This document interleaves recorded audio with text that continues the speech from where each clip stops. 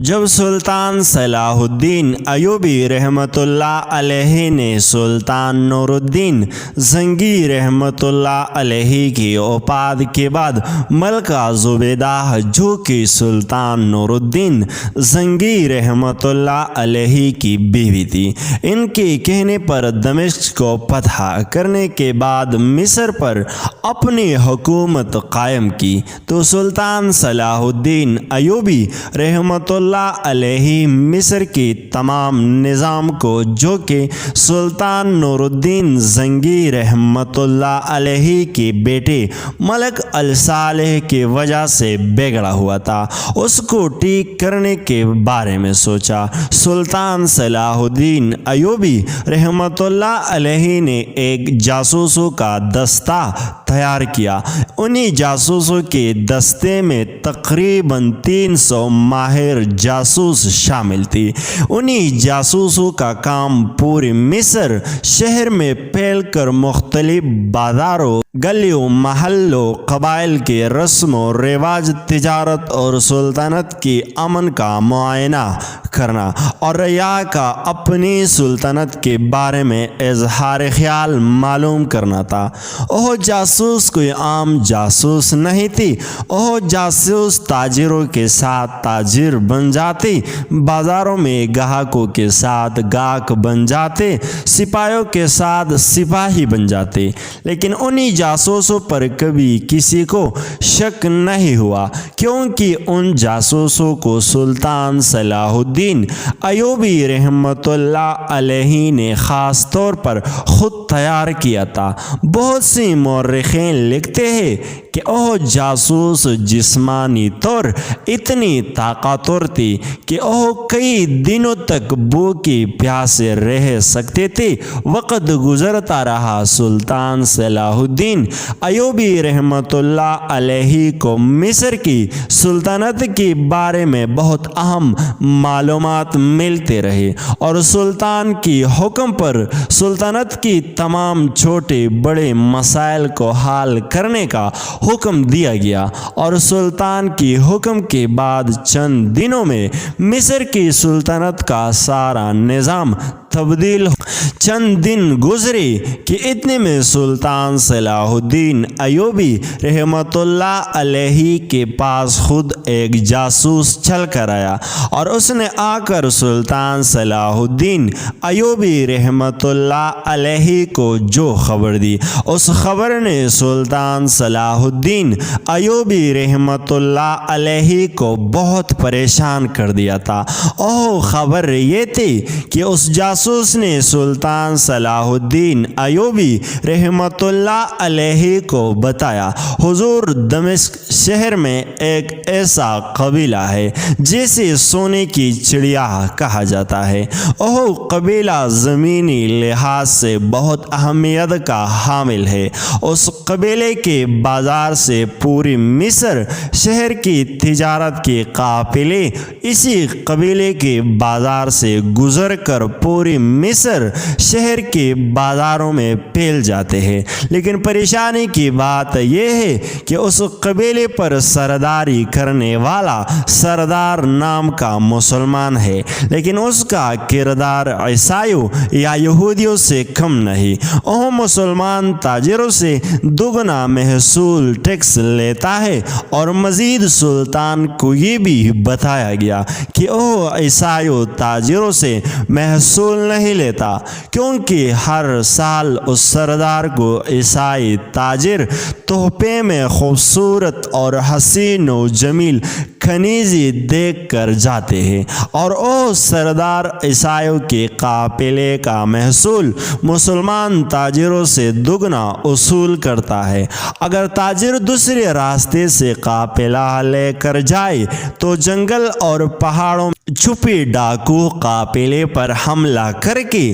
لوٹ لیتا ہے، اور وہ سردار اسی مجبوری کا ناجائز فائدہ اٹھا رہا ہے، اور اسی سردار کی سب سے بڑی اور بری عادت یہ ہے کہ وہ ہر مہینے کے اختتام پر اپنی قبیلے میں ایک جشن منعقد کرواتا ہے، اور میلے میں اپنی تمام قبائل کو عورتوں کو ننگے سر رقص کروایا جاتا ہے، اور اسی سردار کی اس گندی عادت کو دیکھ کر ارد گرد کی قبائل کی عورتیں بہت زیادہ متاثر ہو رہی ہیں، حتیٰ کہ اسی قبیلے کے سردار کی وجہ سے بہت سی عورتیں اپنی قبائل سے ہجرت کر کے شامل ہو گئی، اور تمام عادات اور رسم و رواج ان قبائل میں اس قبیلے کے پائے جانے لگے ہیں۔ جب یہ خبر سلطان صلاح الدین ایوبی رحمۃ اللہ علیہ نے سنی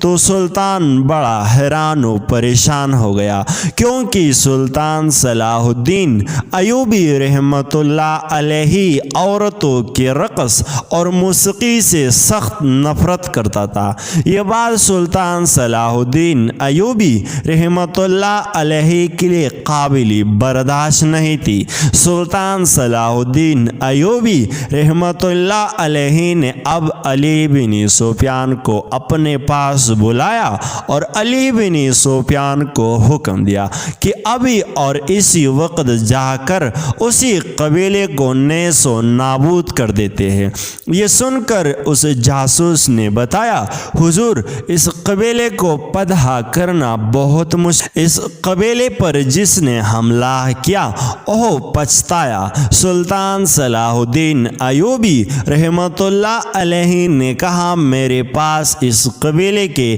فوج سے 10 گنا زیادہ سپاہی موجود ہے، تو کیا میں اس قبیلے کو فتح نہیں کر سکتا؟ تو جاسوس نے کہا، حضور اس قبیلے پر آپ سے پہلے سلطان نور الدین زنگی رحمۃ اللہ علیہ کی فوج نے کئی بار حملہ کیا تھا، لیکن اس قبیلے کے سردار کے پاس کوئی ایسا خفیہ راز ہے، کوئی ایسا خفیہ فوج ہے جو دیکھنے پر نہیں دیکھتی، لیکن جب ان سے جنگ کی جائے تو میدان جنگ میں ایک کی جگہ آپ کو 10 نظر آتے ہیں، اور پھر ان کے ساتھ لڑنا بہت مشکل ہو جاتا ہے۔ یہ سن کر سلطان صلاح الدین ایوبی بڑا حیران ہوا کہ آخر اس قبیلے کے پاس سپاہی کہاں سے آ جاتے ہیں۔ پھر جاسوس نے کہا، حضور لیکن اگر ہم نے اس قبیلے پر حملہ کر بھی دیا تو اس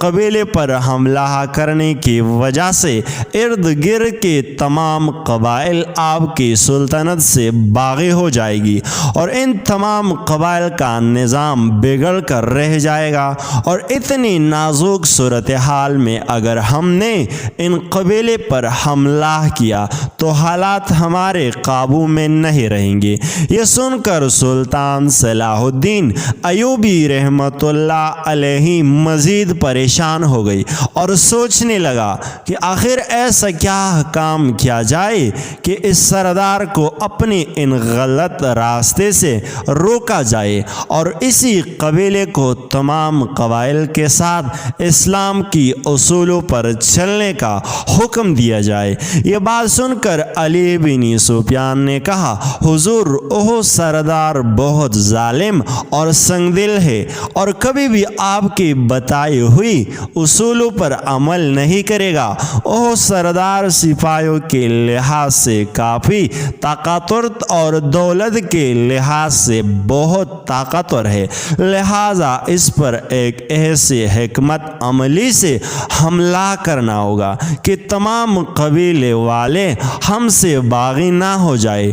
یہ سن کر اس جاسوس نے کہا، حضور جب تک ہم یہ معلوم نہ کر لے کہ جنگ کے وقت اس سردار کے پاس آخر سپاہی اتنی کہاں سے آ جاتا ہے تو تب ہی ہم اس سردار کو شکست دے سکتے ہیں۔ یہ سن کر سلطان صلاح الدین ایوبی رحمۃ اللہ علیہ نے اپنی جاسوسوں سے پوچھا کہ اس قبیلے میں تقریباً کتنے خیمے موجود موجود ہے۔ تو اس نے کہا کہ حضور اوہ قبیلے سینکڑوں خیموں پر نہیں بلکہ ہزاروں خیموں پر مشتمل ہے۔ اس قبیلے کی آبادی تقریباً 20,000 افراد سے زیادہ ہے اور اس قبیلے کے سردار کے پاس بھاری تعداد میں سپاہی موجود ہے، لہٰذا اس کی طاقت اور اس کی فوج کی وجہ سے ارد گرد کے تمام قبائل اس کی اطاعت کرتے ہیں۔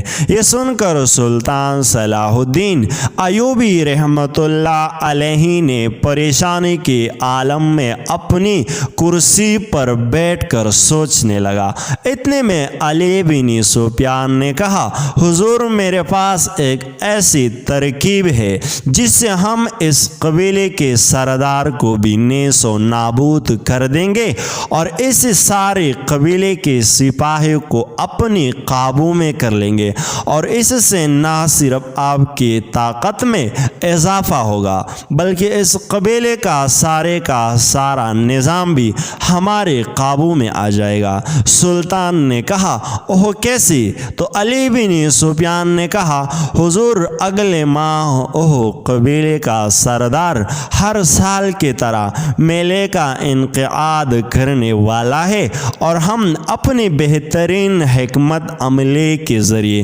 میلے والے رات اس کی قبیلے میں گھس جائیں گے اور رات سے پردہ اٹھائیں گے کہ آخر اس سردار نے اتنی سپاہی کہاں چھا رکھی ہوتے ہیں۔ یہ سب سن کر سلطان صلاح الدین ایوبی رحمۃ اللہ علیہ نے کہا، یہ سب کیسی ممکن ہوگا؟ یہ سارا معاملہ سلطان صلاح الدین ایوبی رحمۃ اللہ علیہ کی کنیز سن رہی تھی۔ جب اس نے یہ ساری باتیں سنی تو اس نے سلطان کے پاس آ کر کہا، حضور میری زندگی کا مقصد آپ کی خدمت کرنا ہے، اگر آپ اجازت دیں تو میں خفیہ طریقے سے اس قبیلے میں اس سردار کی کنیز بن کر داخل ہو جاؤں گی اور میں اس راز سے پردہ اٹھاؤں گی اور میلے والے دن میں ہی اس سردار کو اس کی موت کی طرف لے کر آؤں گی۔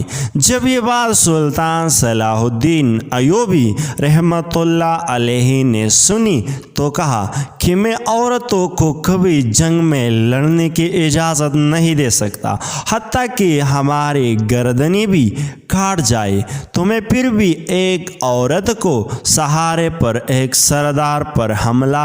کیسے حملہ کر سکتا ہوں؟ یہ سن کر اس کنیز نے سلطان صلاح الدین ایوبی رحمۃ اللہ علیہ کو اپنی قسم دے کر کہا، حضور مجھ پر بھروسہ کرے، اوہ سردار مجھے غلط خیال سے چھو بھی نہیں سکتا، اگر میں آپ کے کام نہ آئی تو میری اس دنیا میں جینے کا کوئی پیدا نہیں۔ اس کنیز کی دلیری اور پختہ ایمان کو دیکھ کر سلطان صلاح الدین ایوبی رحمۃ اللہ علیہ کو اس کنیز کو حکم دے دیا کہ جاؤ۔ وقت گزر رہا تھا، اسی کنیز نے پتہ لگا لیا کہ اوہ سردار آخر اتنی سپاہی جنگ کے وقت کہاں سے آ جاتے ہیں۔ سلطان صلاح الدین ایوبی رحمۃ اللہ علیہ کو جاسوس کے ذریعے پیغام بھیجا کہ حضور میں اس سردار کے آہستہ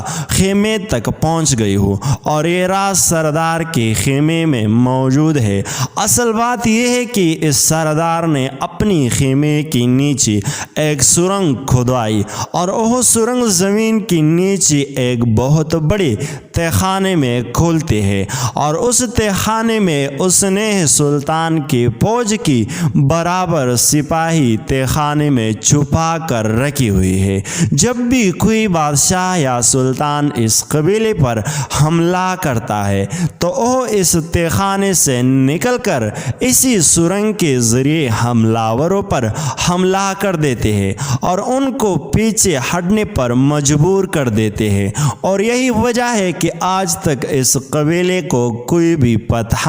نہیں کر سکا۔ یہ خبر سن کر سلطان صلاح الدین ایوبی ایوبی رحمت اللہ علیہ غصے سے تڑپنے لگا، اور پھر سلطان نے اس سردار کی ایسی چال چلی کہ تاریخ سلطان صلاح الدین ایوبی کی عقل مندی سے حیران ہو گئی۔ وقت گزرتا رہا، مقررہ دن کے وقت سلطان صلاح الدین ایوبی رحمت اللہ علیہ کو خبر مل گئی کہ آج رات اس سردار نے بہت بڑی میلے کا منعقد کیا ہے، جس میں صرف اس قبیلے کی عورتیں رقص کرے گی، بلکہ ارد گرد کی تمام چھوٹے بڑے قبائل کی عورتیں اس جشن میں شریک ہوں گے اور تمام مردوں کے سامنے رقص کی جائے گا۔ جب یہ بات سلطان صلاح الدین ایوبی رحمت اللہ علیہ نے سنی تو اپنی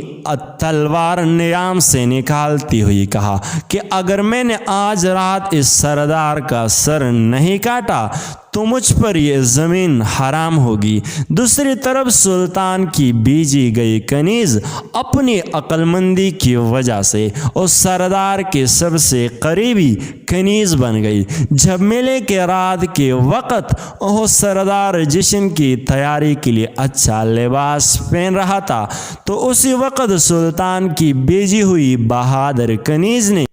سلطان صلاح الدین ایوبی رحمت اللہ علیہ کے سپاہیوں کو اس سردار کے خیمے میں داخل ہونے کا راستہ دکھایا، اور جیسے ہی سلطان کے سپاہی سردار کے خیمے میں داخل ہوئی تو انہوں نے سردار کو رسیوں سے باندھ کر اسی خیمے میں چھپا دیا اور پھر سرنگ میں موجود سپاہیوں پر حملہ کر دیا۔ ادھر لوگ قبیلے میں جشن کی تیاریاں کر رہے تھے تو اس قبیلے کی نیچی سرنگ کے تہخانے میں سلطان کے سپاہی سردار کے سپاہیوں کے گردنیں کاٹ رہی تھی، اور دوسری طرف وہ سردار رسیوں میں بندہ چیخ چلا رہا تھا، لیکن وہ اتنا بے بس تھا کہ اس کی آواز کسی حد تک نہیں جا رہی تھی۔ سلطان صلاح الدین ایوبی رحمت اللہ علیہ شاہی لباس پہن کر جب سردار کے خیمے سے نکلے